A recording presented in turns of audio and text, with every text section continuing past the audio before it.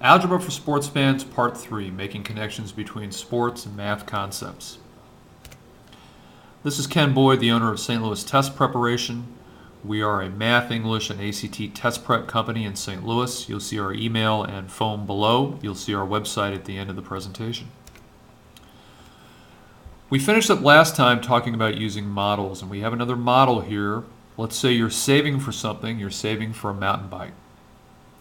You're shopping for a mountain bike. The store sells two models. The model that has steel wheels costs $240. The model with aluminum wheels, more expensive, costs $480. You've got a way you're going to make some money. You have a summer job for 12 weeks, and you're going to save $20 a week, which would allow you to buy the steel wheel rims. Here's our question at the bottom.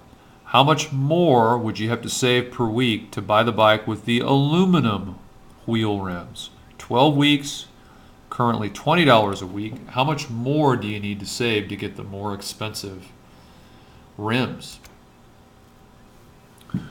So we set up a formula. The amount saved for steel-wheeled rims, 12 weeks times $20, $240, pretty clear. X is our variable, what we're trying to figure out. How much more do I need to save?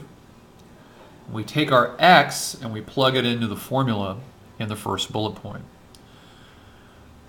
Regardless of which bike we get, we know it's going to be 12 weeks. So 12 times X plus the amount we're already saving, 20 bucks, has to equal $480 to the cost of the aluminum wheel rims, the more expensive. What we do in the next three lines is we solve for X. First, we distribute the 12 by the X and the 20, multiplication. Then we subtract 240 from each side. The last step at the bottom, we divide by 12 on both sides, and we find out that X equals 20. You would have to save another $20 on top of the 20 you're already saving each week. This one's harder. This one has several variables. As you dive deeper in the ocean, the pressure of the water on your body increases steadily. Assume the pressure at the surface of the water before you dive down is 14.7 pounds per square inch, or PSI. If you've pumped up bike tires or bike tires on a car, you've seen PSI on the outside of the tires. The pressure increases at a rate of 0.445 PSI each foot you descend. More pressure, farther down you go. P, pressure, there's a variable, is a function of the depth. D, every foot you descend until you reach 120 feet. Assuming 120 feet is as far down as the diving instructor will let you go. That's the maximum amount of pressure you could experience. Write an equation for the function. Now here's a hint. Write a verbal model, that is, explain it verbally. Assign some labels to the things you've explained, and then write a model in terms of an algebraic model, a math sentence, if you will. You can see part 2 of our lecture, the basketball example, for a similar problem that was a little easier. Here's our verbal model. Pressure at a given depth between 0 and 120 feet is P, pounds per square inch, PSI. The pressure at the surface where we start is 14.7, that's given in the problem.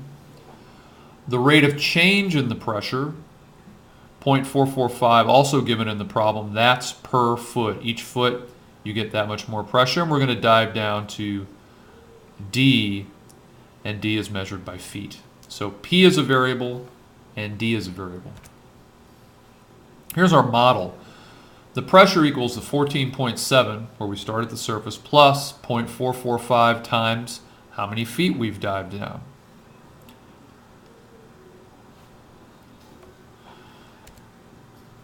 That's the end of part 3 of our lecture. We talked about modeling in this version and in part 2. You'll find part 4 on YouTube. If you want live tutoring, online chat through GoToMeeting.com, and other services, you can go to our website, www.stltest.net. My email and cell phone is listed here, and thanks.